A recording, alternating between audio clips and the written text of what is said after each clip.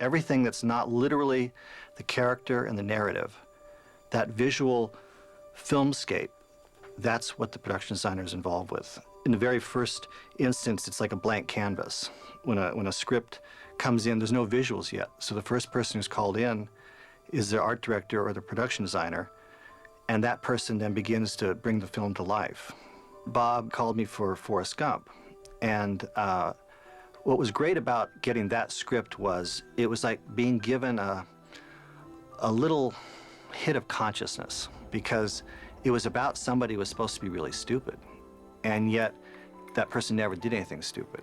So that means that you get to tell a story that takes everything that's normal and cut across it with something that's unusual. So you get to reveal that in an unusual way. And we could go from that point, which was to design a movie that was always based upon something that would be truthful emotionally. And so from there, the next step was really to say, where does this movie want to take place? What's it like where Forrest Gump lives?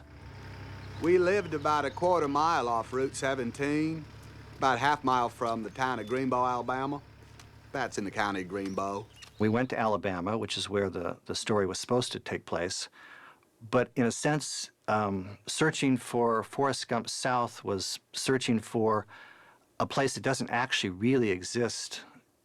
It's not to say that the South isn't the South, but it doesn't necessarily always appear the way you'd want it to. So I traveled quite a bit all around until I finally got to Savannah, and while we were in Savannah, went out to this park with all the old oak trees and the dripping Spanish moss. And there I could say, now we're in the South. I know we're in the South. And this is where Forrest Gump could begin to tell this tale. So from there, we branched out and found a place to build the house. And what was great about that was it was one property where we found this old oak alley with all this dripping Spanish moss. And when Bob came out there, he just said, well, this is talking to me. This is someplace I think Forrest would actually be. The house that is the Gump house, where Forrest grows up, is designed to be a house that you would recognize out of any era, from 1900 till the year 2000, as someplace that would be very much a home. Then we set about trying to figure out exactly what it should look like.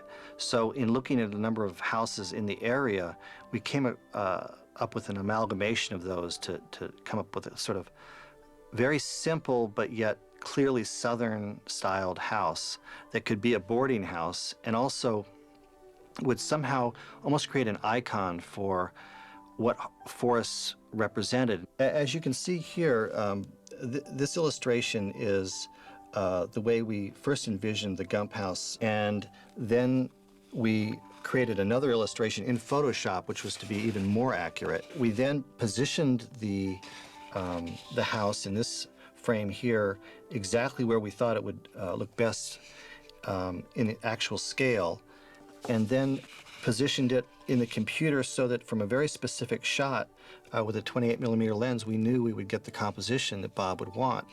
As a final idea, just to make sure we had that house in the right place, we created a very simple facade so that Bob could actually come out there and say, yep, that's exactly where I want it. And the land that we actually found was a place that we could plant a field and create Jenny's farm, which was just down the road from Forrest. Across the street was the tree where Jenny and Forrest grew up and where Jenny's grave was, and also where part of the Vietnam sequence was filmed. Vietnam is not only a real place, it's a place in people's minds. But you knew that you wanted to somehow convey Vietnam not just as a place, but a concept, especially because it related to Forrest Gump. This isn't just Vietnam as it was. And Bob had an interesting idea about it, which was that he never wanted to actually see the Viet Cong. He never wanted to actually see the enemy. He wanted to tell it from the position of the platoon, and particularly Forrest, just having that attack come out of almost seemingly nowhere. So we found a place where we could actually plant a field that could look like it was in Vietnam. We actually brought in probably about 20 or 30 palm trees to create an area. that was actually the battlefield, and also designed it very specifically so that there was a road down the center that we could film both sides of it, and it would look like different places and then be easy for production. I think one of the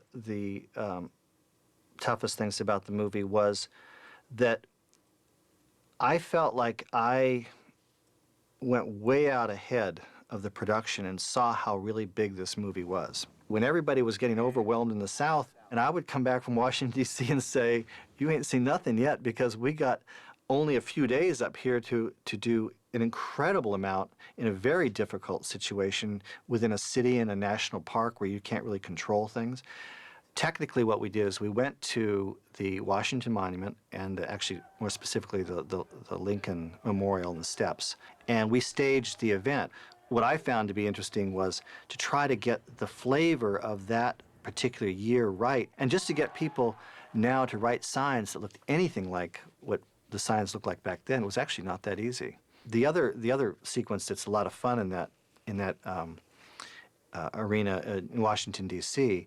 is at the Watergate, because I, as the production designer, got to go to the Watergate Hotel and see where that room was that the actual break-in occurred, and then try to find the room that would actually overlook that so that you could actually stage that scene. And it's fun to actually go back and retrace and imagine that you could have been actually in that room witnessing everything that Forrest Gump actually saw.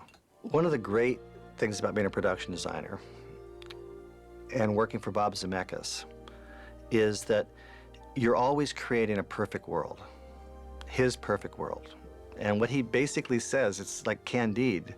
He's saying, what I would like to see in my perfect world is, and then that's my job, is to create that perfect world. And it's very specific. It's not that he knows exactly what he wants to see before we come up with it, but it is fitting an emotional, aesthetic criteria that he needs in order to tell the story.